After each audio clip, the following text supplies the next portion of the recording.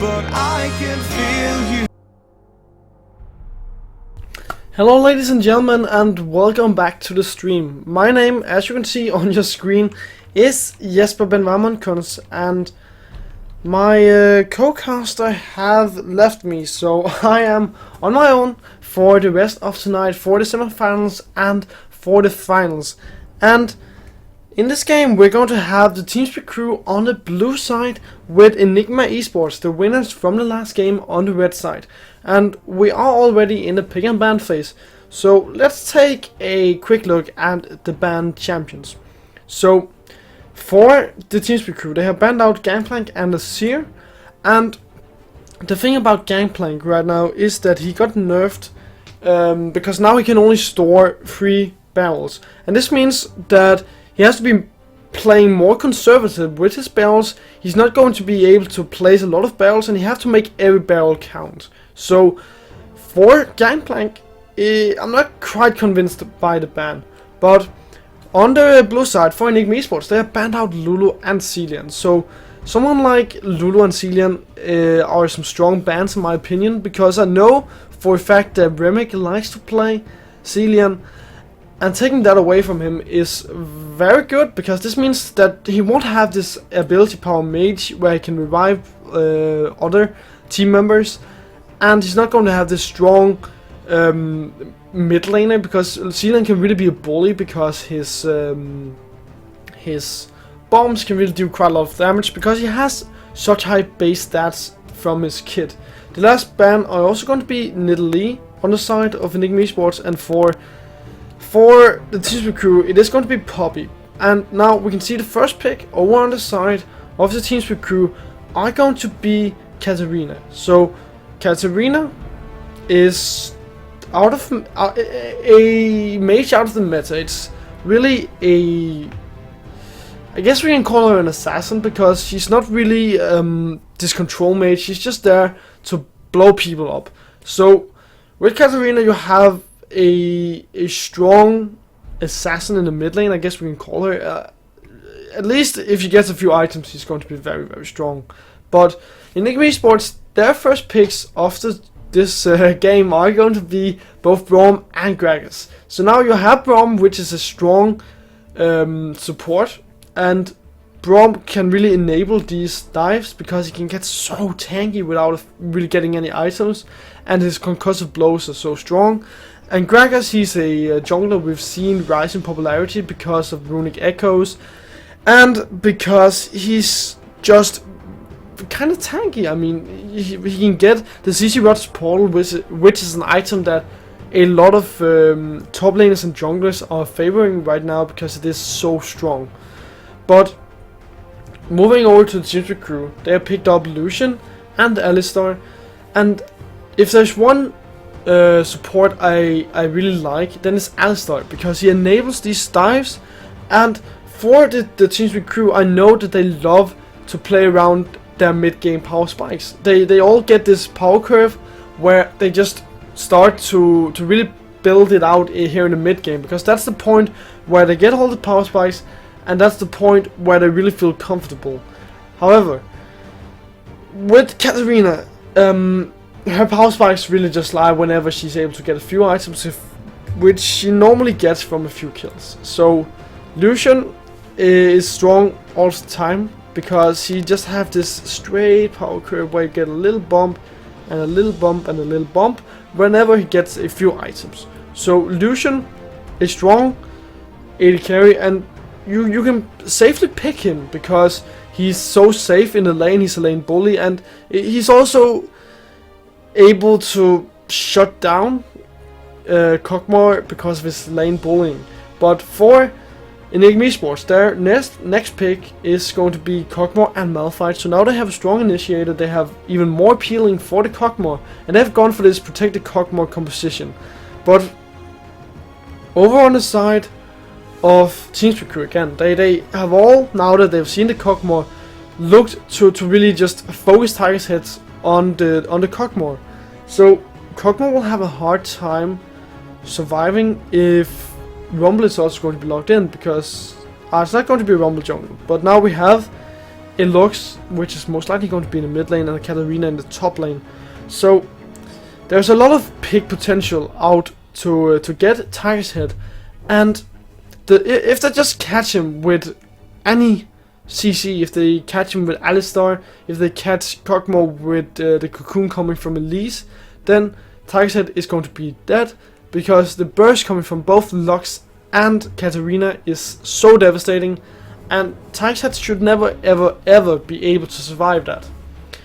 So really, it's all about shutting down the Kog'Maw, killing him without him being able to hurt your team too much in the exchange. Now, we are looking for a mid laner over on the side of Enigma, and I'd really love for them to get something with high damage, because you don't want to put all of your eggs in one basket. But now 2 seconds left, and we could potentially see something like Corki. I mean, I didn't even see him going through all the way of the pick and ban phase, and I'm actually a bit surprised. However, we are going to be remaking the pick and ban phase because of the 2 teams. Because of the Teamspeak crew having to do something. I'm not quite sure what happened, but one of them went out of the lobby. But let's talk about the Corgi. So the thing about Corgi is that now you have Corgi who reaches this mid-game power spike with his 24s, and it really synergizes very good with the rest of Enigma, because you have the top laners.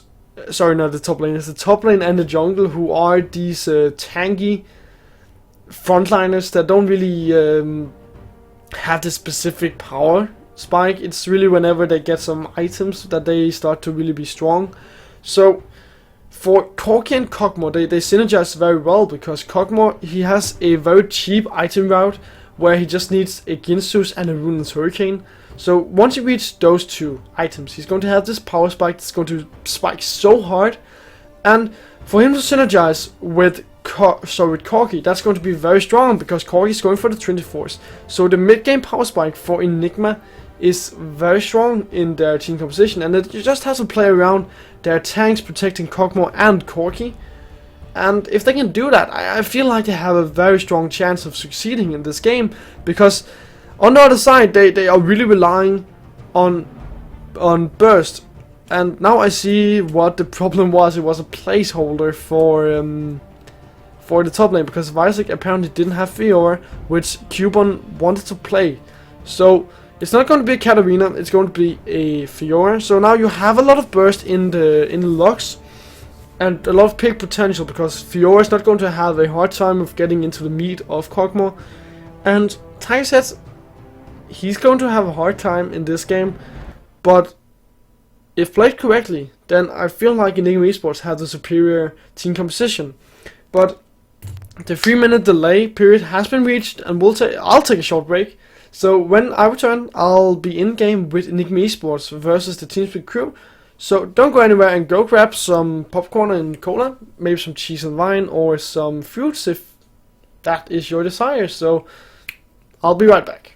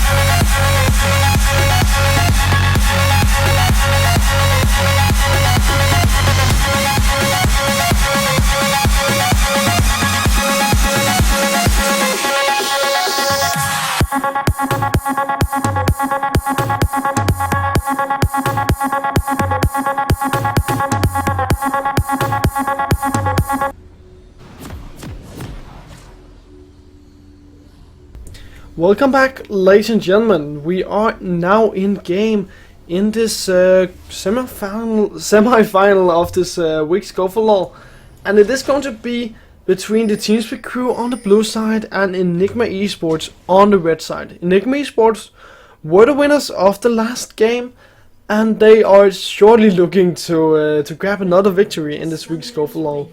But the Teamspeak crew, they are a dominating team that every week really gets very far in this tournament, and that's also one of the reasons why they are one of the higher placed teams in this Go4LoL.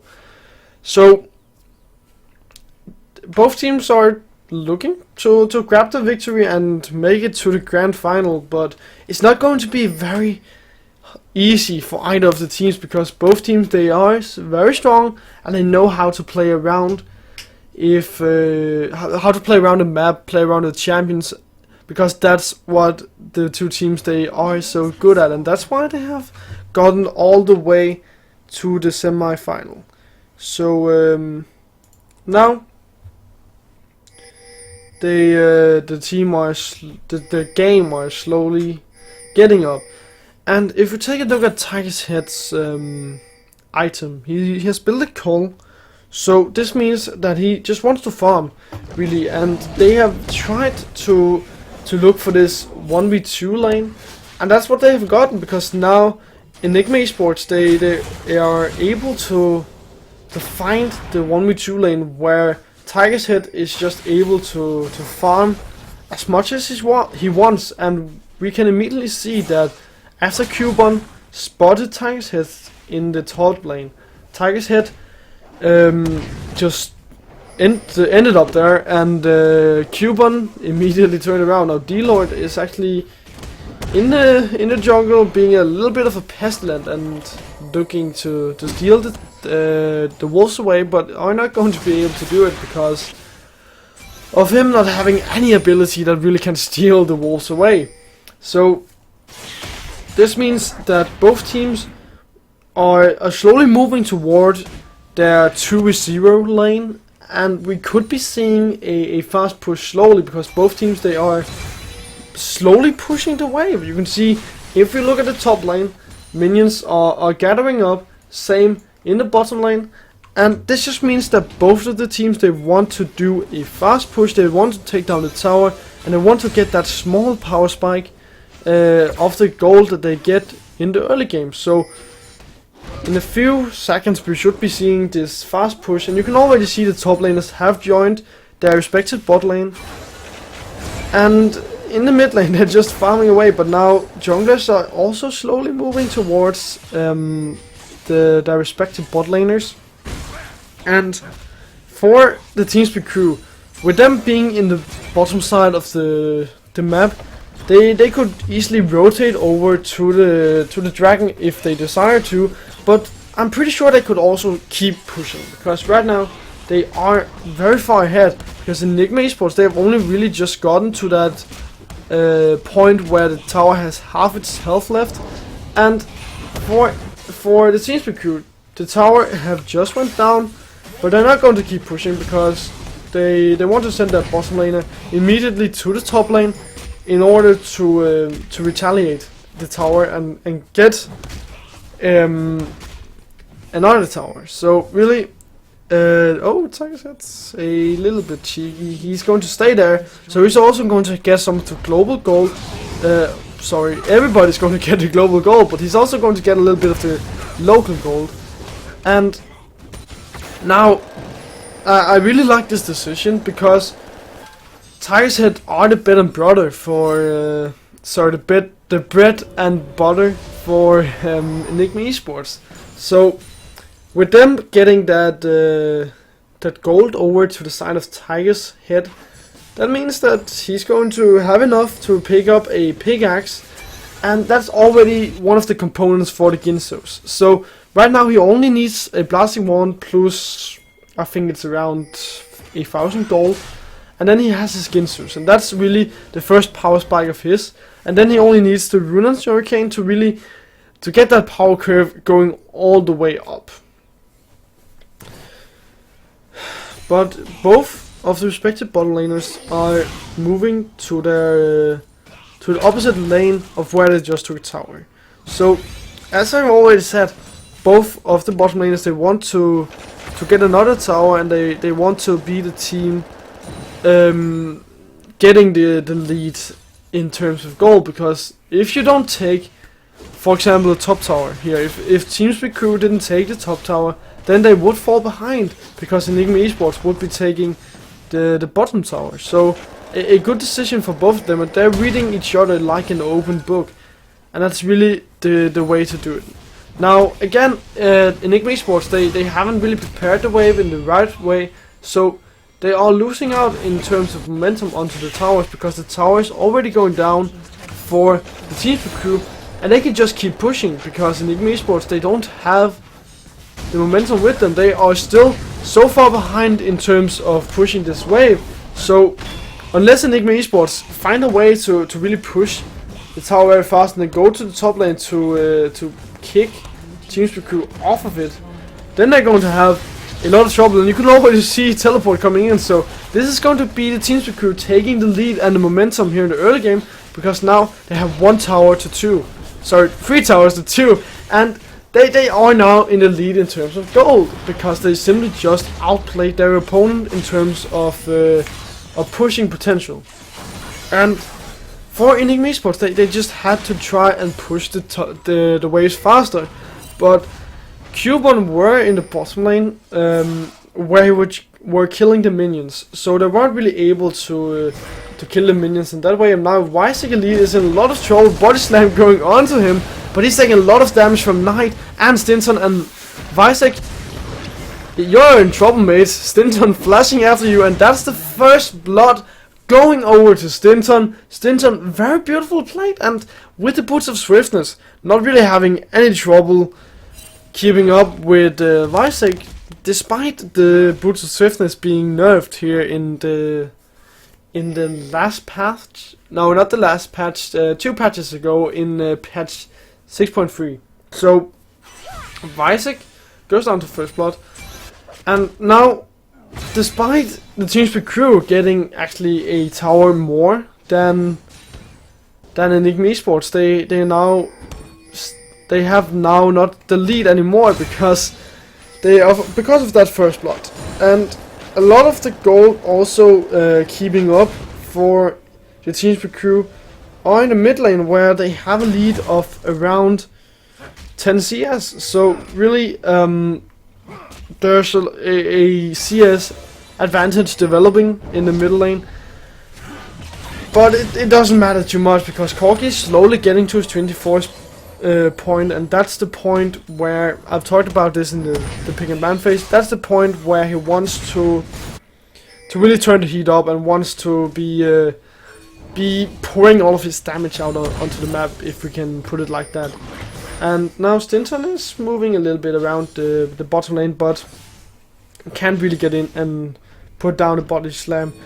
And for Ticehead, he has now his blasting wand, so he needs, if you take a look, around 300 more gold before he gets his Ginsus, and he's only 30 CS away from getting his Cull in, where he turns it into a lot of gold. So they're just slowly rampaging up. They're slowly getting to this scaling point, and scaling is the name of the game for Enigma Esports. So for them, they don't really need to look for fights, but they need to get some pressure out anyways, because they are losing in terms of pressure, because you can just see right there, because of Enigma Esports scaling, their blue buff got stolen away. They have no way of really playing around the scalingness of them, because it throws all of the pressure away. So they're not able to defend their own buffs. They get the red buff, of course, but the blue buff they lost. So now with Knight also having his the package, that could be the way for Enigma to get some pressure back and play around one of their strengths. The Cogmoder just got the Ginsus and the package from Knight. That could very well be the play that we're looking for. And in the top lane, Cubon have been really falling behind in terms of CS.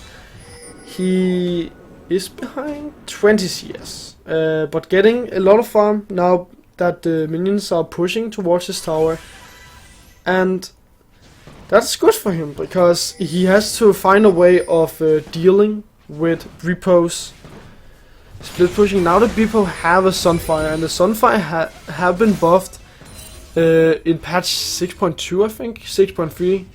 Oh, Taxat nearly gets caught out of position, but not quite. And the teleport will be burned by Bipo, so this means that now that the Teamspeak crew, they have this double teleport setup, they can start to play around the double teleports, because now both Cubon and Remick, they have their teleport up. But as I was saying, Cubon has to find a way of dealing with Bipo's split push, because the Sunfire deals to 50% bonus damage to minions after it got buffed in 6.2 or 6.3. So it's a strong item for split pushing, and Bipo has customized all for split pushing right now.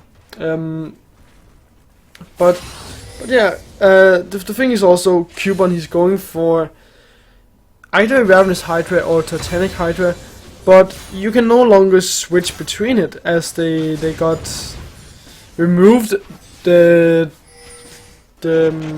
feature where you could switch between them. It got removed in 6.4, I'm pretty sure it was.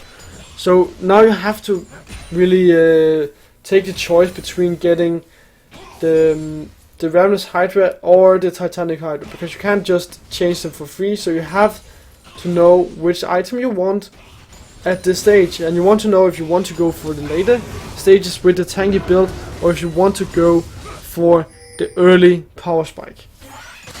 And Tigerset does have his Ginsus Rageblade, but he's about to turn his Coal into a lot of damage, because now he has his Coal. Oh, actually, Tigerset getting engaged on, taking a lot of damage, and here comes the final spark from Lux. He's able to take up Tigerset, and here comes Remick from the side. Double teleport being utilized, as I was talking about, but Cubon just letting Stenton run away. And immediately you can see the Teamspeak crew moving over to the Dragon. I mean, they utilized the double teleport that I was talking about, and I love to see them do that, because there's no way for Bipo to go to the bot lane, and he had to start proxy farming and deal a lot of damage to the tower. But with him not having an Iceborne Gauntlet, he's not going to deal the damage necessary to the tower, and he's only going to take it down to around half its health. So now Bipo, you weren't able to get into the fray, but now that opens up for Bipo to make some plays, because now he's the one with the teleport up, and the Teamspeak crew are the ones with the teleport down, and therefore they can play around it, especially now that Knight has his power spike of the 24s as well. So all of this combined means that there's a brief window of opportunity where Enigma Esports, they can play around their strengths, and once Tigerset goes back, he'll most likely get a seal, unless he gets interrupted in the next minute or so, because he only needs 300 gold before he gets a seal, and at that point his power curve, of course, is not going to be as big as a Ruinous Hurricane, but it's definitely going to be useful there. Oh, Morphosky is in a lot of trouble, taking a lot of damage from the power spike of the Corgi, and goes down to Knight. So now the game is more or less even, only 500 gold separating the two teams. And immediately, as you could see, Stinson, they knew that he was in the bottom side, so Visek and D-Lord, they just immediately take up the Rift Herald and move to the top side. so they can also steal away the red buff. Here comes Stinson, however, but he is going to be spotted by a ward, so the red buff will be stolen away, and a lot of the warding is going over to the side of the Teamspeak crew. There's not really any wards for Enigma Esports out there, and they're having a lot of trouble, because if they cannot get any wards out there, Knight will be in a lot of trouble if he gets hit by a light binding from Lux, but it's not going to be hit by a light binding. But as I was saying, a lot of vision going over to the side of the Teamspeak crew, and if Enigma Esports they're not able to clear out that vision, get some of their own, then Enigma Esports they could very well be rotated around, be outplayed, and Tiger's Head could really meet a very grim destiny, because he's not really been doing anything but farming, and he wants to start grouping up very soon now that he has his recurve bow. Yeah, it's a recurve bow. I knew the right word, but he doesn't want a recurve bow. He wants a seal, and that means that with the seal he'll get closer to getting that Ruinous Hurricane. And now we will also have the boots of swiftness, so slows will not affect him as much, and I'm not quite sure if... Yeah, it's only slows. Okay, so slows will not affect him too much, and he'll also have plenty of movement speed to move around. He doesn't really need the Berserk Greaves, as he's getting so much attack speed from other items like Ruinous Hurricane, Guinness, and most likely also a Blade of the Ruined King, so it's okay for him to go for the boost of swiftness just to have more survivability. And you can see now that he has a seal, his team is starting to play a little bit around him in the bottom side, but Tiger's Head will spot out both Morphosky and Visek Elite, so he's not going to be in any trouble at all, and he'll also have the backup of Fortunate and Stinton if needed.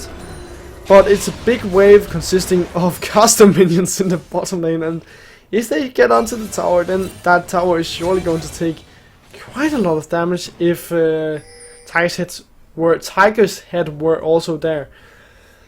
But they're going to back off, go to the mid lane and try to play around Knight, and I like this decision because Knight with the 24s of course have an advantage in taking down towers. So play around Knight, make sure to put onto the tower, but then again you pushed Remick off of the towers, but they lose in Singularity, and the final spark is not. It's going to take up the tower and just finish all of the minions, so that Tiger's Head cannot push. Oh, Morphosky now in a lot of trouble as Fortunate finds a pick onto him, and here comes the kill for Tiger's Head. He's just hammering it away, and Morphosky gets picked up. But meanwhile, we can see D-Lord and Visek, they're going into the mid lane, but a kill went over to Tiger's Head, and the game is just getting closer and closer in terms of CS.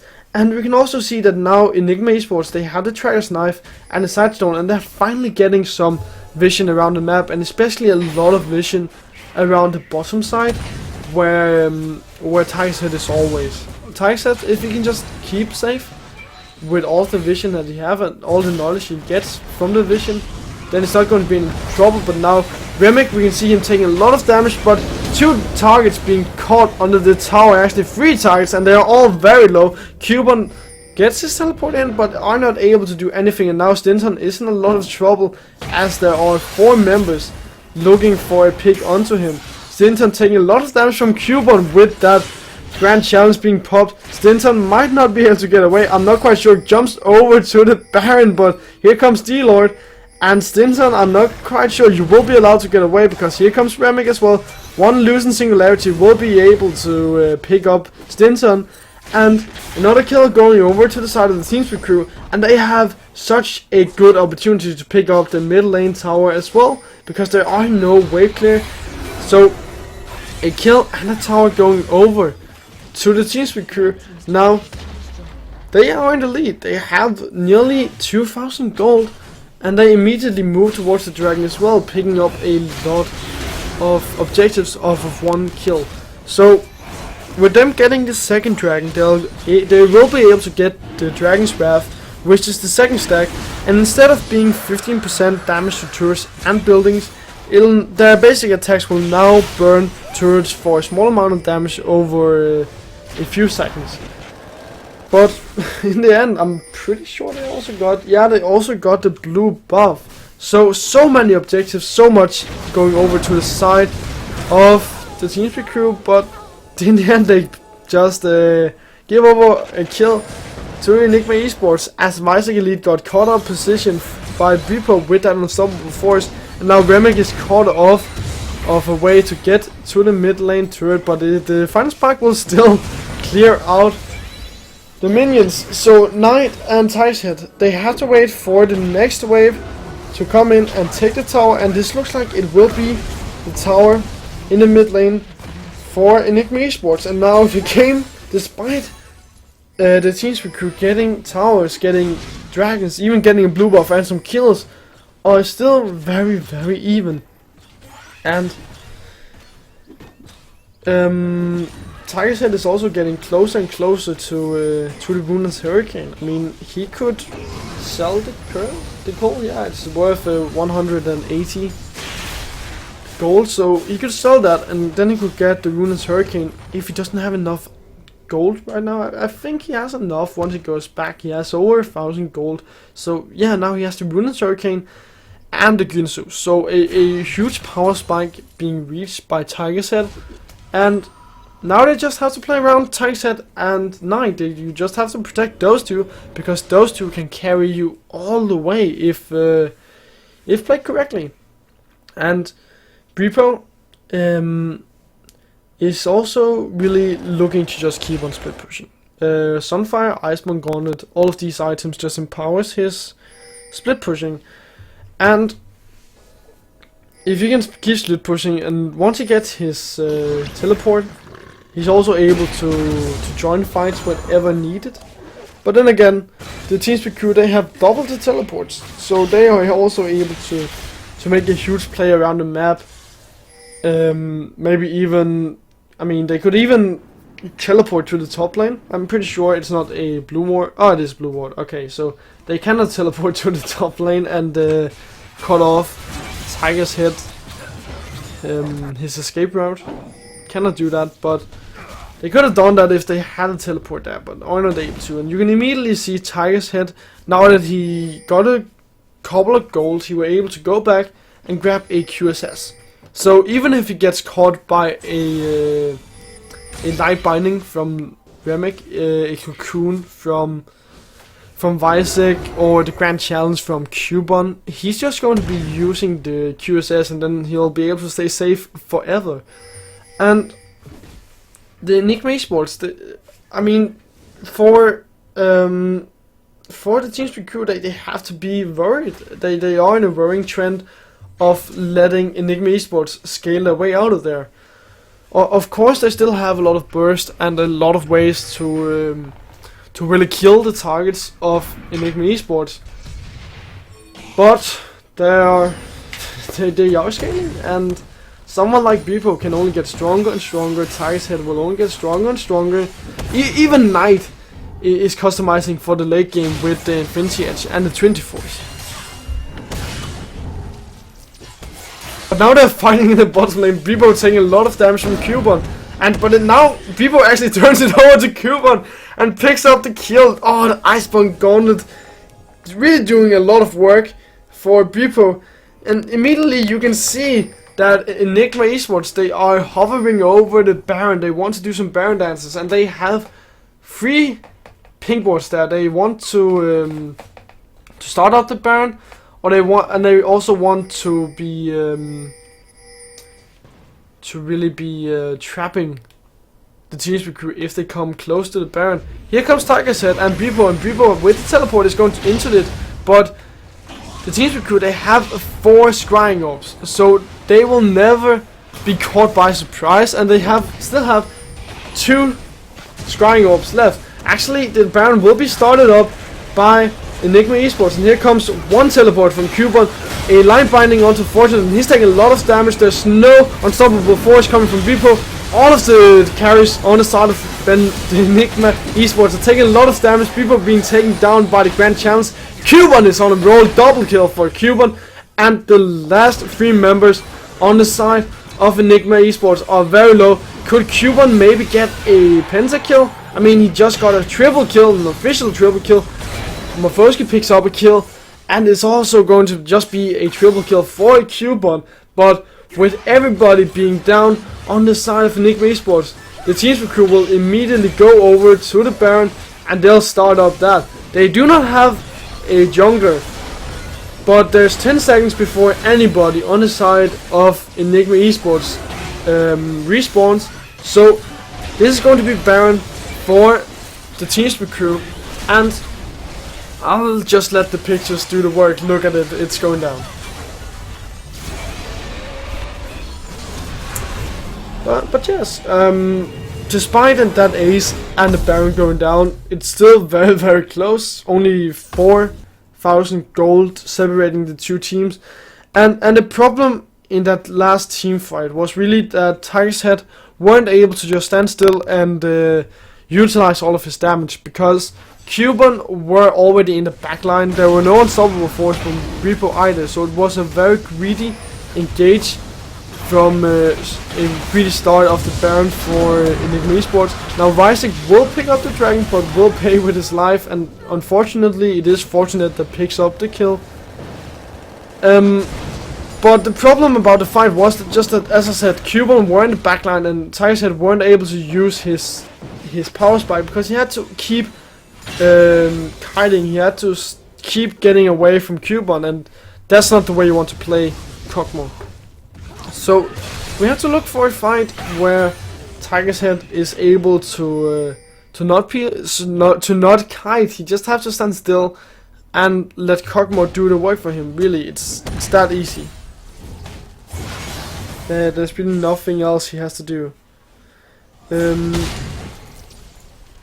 Now with that Baron buff, we can see that Cuban, he's in the bottom lane and he's split pushing against Repo. Actually, Stinton is taking a lot of damage from Cuban. Oh my god, Cuban picking up 1 kill and doing a lot of damage to Stinton as well, but that kill will be picked up by Remick.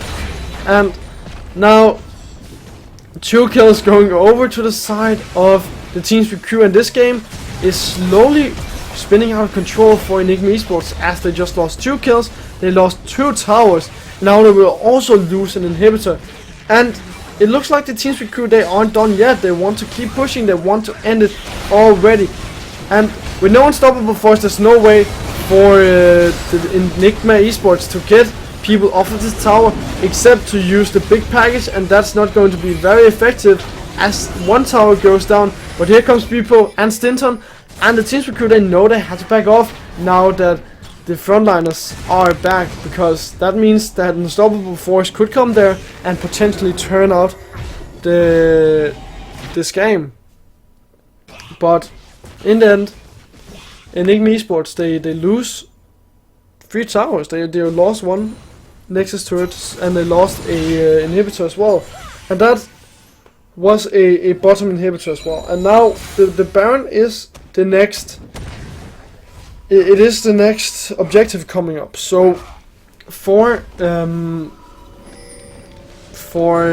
Esports, they of course have to clear the bottom wave, and that is something that Repo has to do. And Repo, I mean, he has his teleport of course, but he can't really deal with super minions, especially not with his build, because all he has is an Iceborne Gauntlet and a Sunfire. And while those 2 deal a lot of damage to minions, he's also gone for a QSS, which delays his power spike of his other items, for example his Banshee's Veil or his Spiritual Charge. And the QSS, I mean, you only have it to really dodge all of the CC that the Teamspeak crew have, because if the Teamspeak crew just land 1 form of CC, then Repo is more or less dead, because Repo cannot, he doesn't have time to use his unstoppable force before he gets killed. So in that way, of course, it helps him to survive, but I'm not a fan of it either, because you're going to be selling it at some point anyways, because it doesn't build into any constructive for you, it builds into a Mercurial Scimitar, and that's an AD carry item. Really, it gives attack damage, lifesteal, and magic resistance. It's not a tank item, and for Beepo, it's an immediate power spike. That's really all you can say about it. But with the Baron buff, you can see that the Teamspeak crew, they're just slowly pushing the advantages. They're slowly creeping in more and more objectives, and now they have gotten the last inner turret, and they are slowly knocking onto the front door.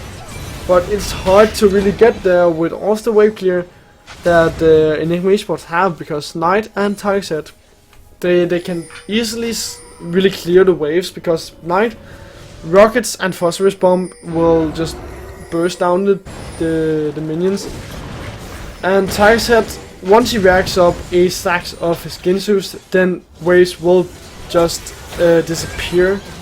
Oh, wow, okay, disappear like Knight just did there. And that's the power of Remick. Remick is so strong right now. All he needs is a light binding and a loosened singularity, like you just saw there. Now this game is about to be over as target heads also go down. Stinton is the next target.